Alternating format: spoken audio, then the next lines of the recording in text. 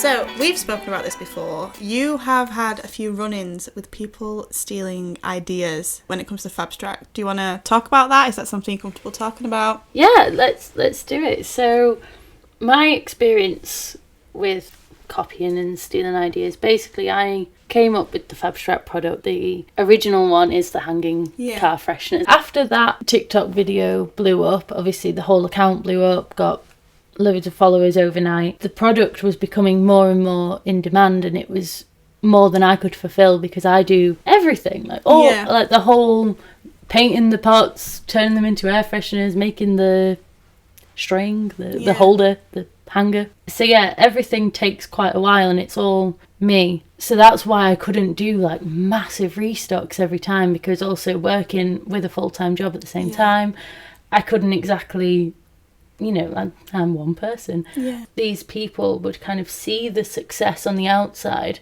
and see that all of the restocks were selling out each week.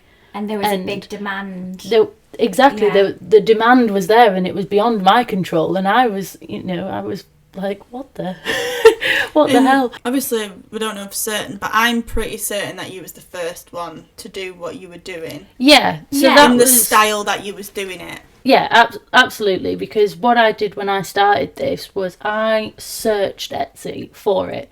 I wanted to know if someone else was already doing it, if I was accidentally copying someone else. Yeah. And I know with all of my products, how I make them, I was the first one to do it. So what happened with the copying instances is I actually had a lot of my followers, because they're freaking great. Yeah. They would start messaging me being like, this person's just following me and they're doing something really similar to you. And I was like, oh, that's weird. Isn't that weird that they follow your customers as well? That was the bit that got me more. I think what the social media people call it is follower poaching or something like that. So what they'll do is they'll go on someone's account who's got the target demographic that you've got, and will just start following your followers. So then they will then unfollow the people who they followed, if that makes sense. So it's like a follow unfollow kind of thing. Yeah. Try and get it's supposed to be like a marketing thing, but I think Instagram have caught onto that now, where they don't like it if you follow too many people all at once. Yeah. Well, that is exactly what happened, because I went onto these accounts and I went on their followers list, and every single person they followed, it said to me, follow back. So I knew that they were all... So they're trying to steal your customers. Yeah. So not only had they kind of stolen the product idea or took heavy inspiration from the product idea, they were then going through all of my followers and following them because they knew that the demand was there. And I get that it's like a social media technique that you do that, but obviously for me, as one person running this very small business, you can't help but take it as a personal attack. I think it's very shady. Yeah, and as well, they were kind of coming in at prices that I'd worked up to, and I was like, oh, you've got my idea, you've taken my followers, and now you're going straight in at the high margins that's taken me a long time to kind of build up the confidence to bring my prices up to. Because that was another thing. When I started, I was majorly undervaluing them and undervaluing the time it takes to create them. Because for me, it's I love painting. I've always loved painting. So it's just a little something that I enjoy doing. And I think that comes in most creative things, because we've had this conversation before, where it's as an illustrator or a designer who does rebrands for businesses. When I first started, I was doing logos for 30 quid. Yeah, me too. Which is just ridiculous. Too. And then, but that's why we've had the conversation about pricing before, which is obviously that's where everybody starts, because you're kind of oh, this is just my hobby, I shouldn't really be charging this. But what changed it for me is when it became my full-time job, and I was if I'm gonna be able to do this full-time and pay my bills, I need to up my prices. And then I started doing more I think that's it, it's the lack of research at the beginning when I was doing most people do, because people feel like they can't, because it's fun.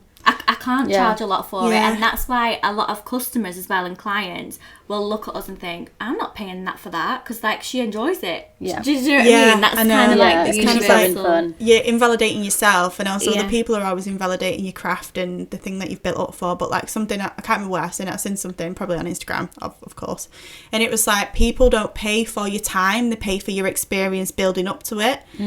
There's like, so it's because I've had this conversation, going off a little bit on tangent, but I've had this conversation with other people who are getting into being like graphic designers or illustrators and stuff, and it's like, should I pay by the hour or should I pay by the job? And I've said it all completely varies depending on what you're comfortable doing, but Yeah. if you're charging by the hour, so for example, I charge anything, depending on the job, anything from £30 to £45 an hour, depending on what I'm doing and who I'm doing it for. There's like, but if I get better and it doesn't take me as long, does that mean that then devalues what I'm doing? Yeah, and So that's why Sophie, that's why you've built it up, because you've got more experience doing it and you're really confident in your craft. Whereas they've come in straight away and gone, oh well, she's charging £10, so I'm going to charge £10. Yeah. Do you know what I mean? For example. Yeah. Very cheeky. Very cheeky. It was, and I think to start with, I really did take it personally, because I was just like, you know that I can't, like, people want what I've made and you're just trying to piggyback off the back of it. And I get people get inspired by stuff, but there is a line between inspiration and Copying. yeah, like you've just straight up copied it.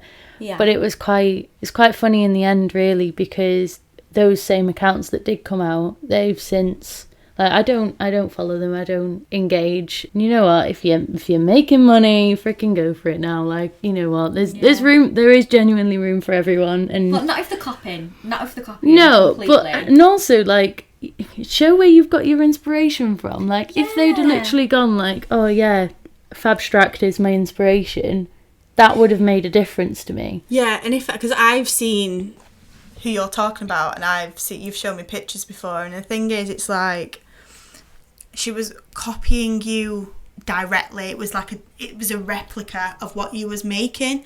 Whereas for example, if you were to take the inspiration of the item itself and then being like, actually, but I want to do it in this style, or I want to create art that looks like this, or I'm gonna, instead of doing this bit, I'm gonna change it and tweak it and make it into this, and that's where you can kind of get, so it's kind of like, acknowledging that you've come up with the idea, but then being like, but I'm going to tweak it now to fit my...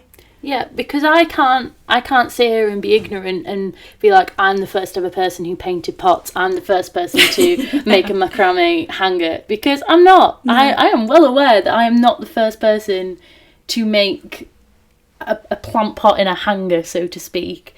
But the actual nature of it being a painted plant pot car freshener thing, I'd not seen it before. Yeah. And a lot of people that obviously follow me hadn't seen it before. And it's quite funny now that these accounts that did come out and that all happened with, the last that I saw of them, they kind of stopped now. Well, they don't, because their heart's not in it. If you're only in it for the money and the clout, that your heart's not in it and you don't enjoy it like you do, they are going to just they stop didn't doing have it. Which is important when you come up with like a product like this, is it takes a lot of time and it takes a lot of my energy and everything to make it. But because I love it and I know that I created it, it's my little baby, I do want to do it, and I'm really proud of the platform that I've built up. And when people just kind of see, oh yeah, that's making money, I'll just do that as well because that'll make me money. Yeah. When you don't have the passion behind it, it's never going to go anywhere. You can't keep going. You can't go through the long nights and the tough times with it, because I've cried a lot over Fabsrtract. So if you're not prepared to go through that and kind of come out the other end, then you are just going to give up. And I think what was lovely about my customers is they kind of said to me, they're just like, no, I want it. I want your product and I want it from you, which kind of goes off on the topic of building your brand and kind of showing your face and people actually buying into you as a brand.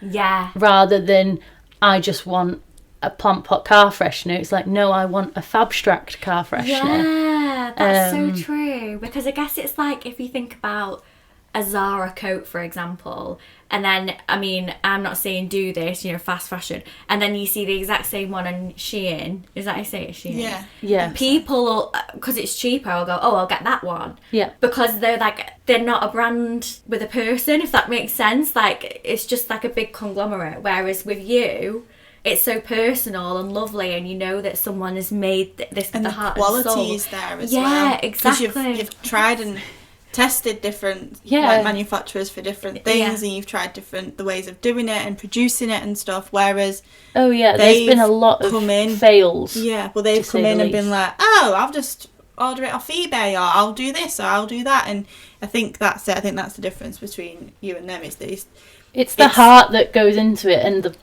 the person behind it. You can't copy that. And as I said, there's room for everyone. If you want to make a product and a business, you go for it.